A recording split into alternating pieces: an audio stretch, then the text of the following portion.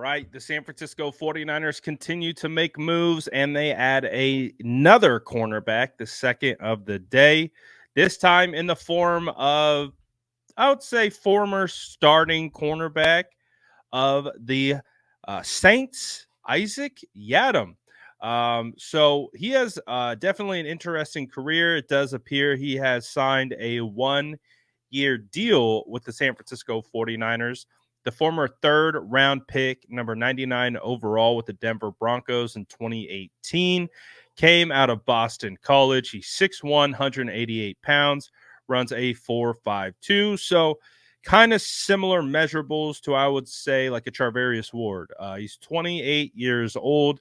And when I said at the beginning, he's like kind of a starter, it looks like he started for the second half of the season for the Saints. The first half, the first two games really didn't play all that much. In games 3 through 4, however, he did get a bunch of run and posted coverage grades of over 80 in both of those, and seemed to play pretty well, all things considered. And it appears right around week 12 against the Atlanta Falcons is when Yiadom took over as a starter, and again, seemed to play decently well, at least just by judging off of a stat sheet provided by PFF. We'll obviously dive into the tape, but of course, want to get you as much information about this new player as much as possible.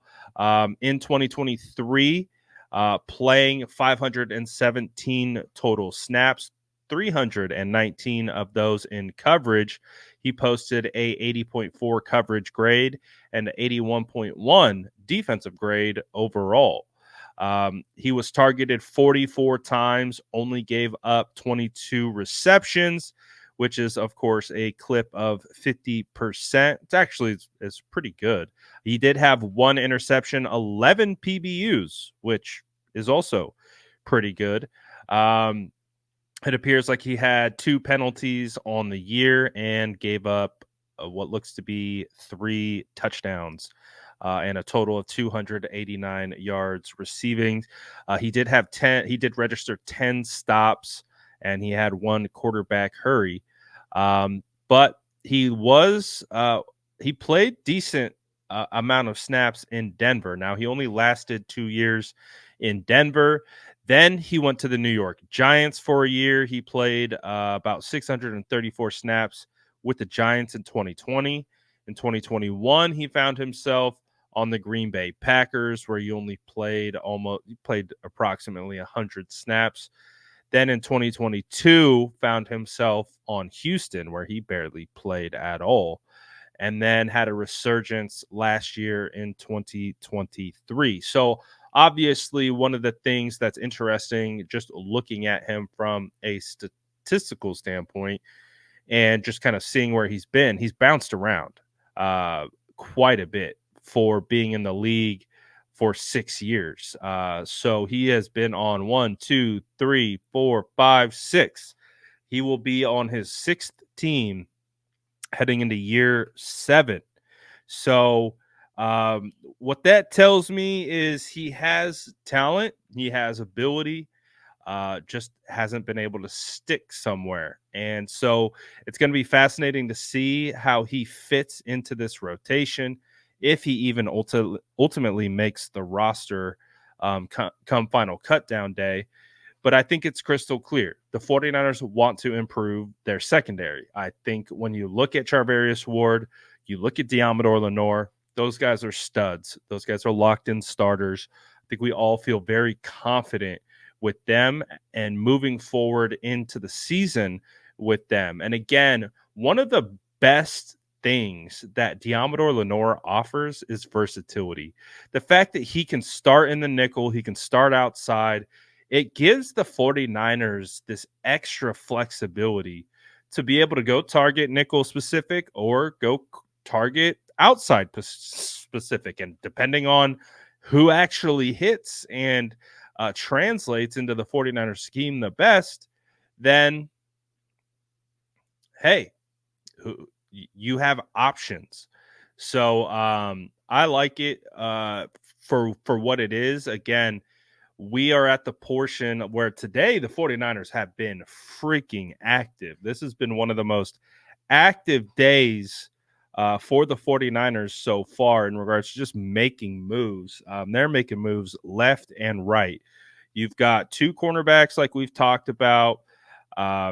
It sounds like the 49ers also are bringing back Conley. They brought back Jonathan Feliciano. They signed Devondre Campbell. Multiple players had restructured contracts in Hargrave and Kittle. So there have been plenty of moves to happen today just with the San Francisco 49ers. Now, obviously, there's tons of moves going on across the league. But as it stands right now, the 49ers are making quite a bit of moves themselves. So, all that being said, how will this translate into the regular season? That remains to be seen. We got to get through training camp. We got to get through the draft. And honestly, again, I've talked about it ad nauseum at this point. The main emphasis right now for the San Francisco 49ers in regards to roster building and roster construction is filling every imaginable hole so that when they go into the draft, they have the flexibility, keyword flexibility, to move up and down the draft as they see fit, target specific players that they want, and not have to feel the need to reach or make a move in the draft that they don't really want to do. And I think one of the key elements of this season is the simple fact that they have to hit on some of these draft picks. The 49ers right now, out of the last 2 years, I don't think have the best hit rate that they would have preferred. Now, there's still time. There's still plenty of time for the last two draft classes to actually hit and become big time contributors for the 49ers. But just as it stands right now, it doesn't look all that great. So that's why I think this is an important draft. And now with 10 draft picks, because you use the 7th rounder to go and get Malik Collins, you still have plenty of ammunition and you have a lot of flexibility. You finally got the first round pick. If you want to trade up, that's a potential as well. So the 49ers are setting themselves up nicely. And I still think there's one big move that we just haven't seen yet. And by all accounts, definitely sounds like it could be coming at safety. So we are going to have to wait and see.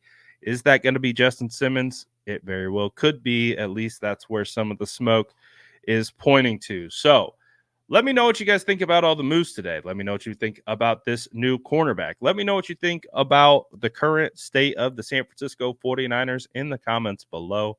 And as always, make sure to like and subscribe for more updates.